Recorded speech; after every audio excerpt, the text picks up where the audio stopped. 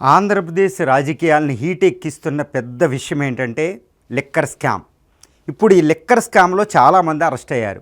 IPS ఆఫీసర్లు arrest అయ్యారు. ఇంకా కొంతమంది అరెస్ట్ అవ్వడానికి సిద్ధంగా ఉన్నారు. కొంతమంది అధికారులు కూడా ఉన్నారు కదండి. ఇప్పుడు ఈ లిక్కర్ స్కామ్లో నెక్స్ట్ టార్గెట్ జగన్ అంటున్నారు. అది నిజమా కాదా? అసలు చంద్రబాబు నాయుడు గారు ఏమనుకుంటున్నారు? కూటమి ప్రభుత్వం ఏమనుకుంటుంది? ఇదే స్కామ్లో జగన్ గారిని అరెస్ట్ చేస్తారా? లేకపోతే జగన్ గారి మీద ఆల్రెడీ ఎంతో సిబిఐ కేసులని, ఈడీ కేసులని, ఇలాంటి కేసులు ఉన్నాయి. వాటిల్లో బెయిల్ క్యాన్సిల్ చేసి అందులో అరెస్ట్ చేపిస్తారా? అసలు విషయం ఏంటి? ఏది అరెస్ట్ చేసినా శిక్ష పడే కేసుల్లోనే జగన్ గారిని అరెస్ట్ చేయడం జరుగుతుంది. అంతేకాని ఏదో తూతు మంత్రంగా జైలుకి వెళ్ళడం, అలా బెయిల్ తెచ్చుకోవడం, వచ్చేయడం కాదు. ఇక్కడ ఏదైనా వ్యూహం, అసలు వ్యూహం ఏంటి అని చూస్తే ప్రస్తుతం చూడగలిగితే ఈ లిక్కర్ స్కామ్ అనే దాంట్లో డైరెక్ట్ ఎవిడెన్సెస్ డైరెక్ట్గా సీఎంగా పనిచేసిన, అంతకుముందు సీఎంగా పనిచేసిన జగన్మోహన్ రెడ్డి గారి మీద చూపించడం అనేది చాలా కష్టం. ఈ క్విడ్ ప్రోకో అంటే ఆ విధంలో కూడా కుదరదు. ఇక్కడ ఏ విధంగా కుదురుతుందంటే అఫీషియల్స్, ఎందుకంటే ఒక సీఎం సిగ్నేచర్ డైరెక్ట్గా అక్కడ కనపడదు. ఇదంతా ఏంటంటే తూతు మంత్రంగా కింద స్థాయిలో అయింది.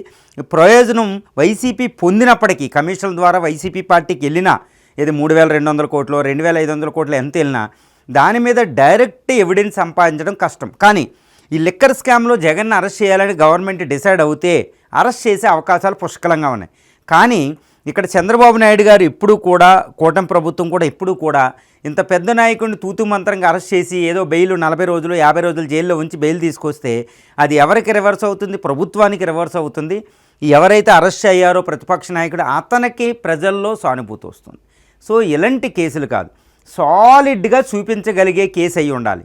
అలాంటి కేసులు ఇప్పుడు జగన్ గారి మీద పెట్టడం కష్టం.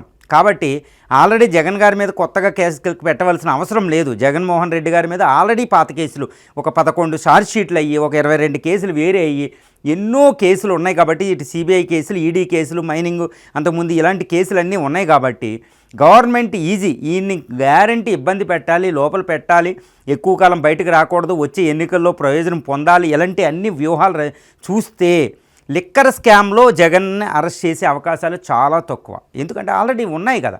అందులో ఈడీ కేసులోనే, సిబిఐ కేసులోనే ఎప్పుడో సుప్రీంకోర్టు కూడా వ్యాఖ్యానించింది. ఏంటి, ఇన్నిసార్లు వాయిదాలు, ఇన్నిసార్లు ఛార్జ్షీట్ వచ్చినాయి, ఇన్నిసార్లు వాయిదాలు, కొన్నాటిలో ఛార్జ్షీట్ ఇలాగ ఉంటాయి అన్నమాట. సో సుప్రీంకోర్టు కూడా అసహనం వ్యక్తం చేసింది. ఆ కేసుల్లో ఈయన బెయిల్ ఏమైనా క్యాన్సిల్ చేయగలిగితే ప్రభుత్వం తప్పకుండా ఈయన జైలుకి వెళ్తారు. ఇంకో విషయం ఏంటంటే లిక్కర్ స్కామ్లోకి ఇప్పుడు శిక్ష పడే అవకాశం లేదు జైలుకి వెళ్ళినా. కానీ ఆయన మీద అంతకు ముందున్న కేసులను బాగా చేయగలిగితే ఆయన జైలుకి వెళ్ళే అవకాశాలు, శిక్ష పడే అవకాశాలు కూడా ఉన్నాయి.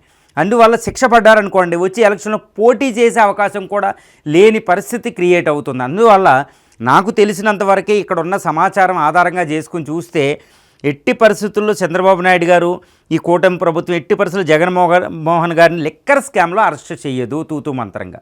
మంచిగా శిక్ష పడే కేసులు ఉన్న ఆయన మీద ఉన్న ఈడీ ఆ కేసుల్లోనే ఆయన అరెస్ట్ చేసి జైలుకి పంపి శిక్ష పడేటట్టు చేయొచ్చు.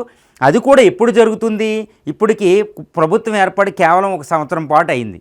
ఇప్పుడు చెయ్యరు వాళ్ళు. ఇంకా 4 సంవత్సరాలు వచ్చే ఎలక్షన్ ఉన్నాయి, లేదా జమిలీ ఎలక్షన్ ముందు వస్తాయో. ఎప్పుడు కూడా ఎలక్షన్ ముందుకు 1 సంవత్సరం ముందు, సంవత్సరంన్నర ముందు చేస్తారు. కాబట్టి తొందర ఏమీ లేదు. ఈ టైం ఇప్పుడు జగన్మోహన్ రెడ్డి గారికి చాలా సేఫ్. లిక్కర్ స్కామ్లో కూడా ఆయన సేఫ్గానే ఉంటారు. అందుకని ఆయన ప్రెస్ కాన్ఫరెన్స్లో చెప్పింది ఆ విషయం ఏంటంటే కాన్ఫిడెంట్గానే చెప్తున్నారు. అది ఉండదు.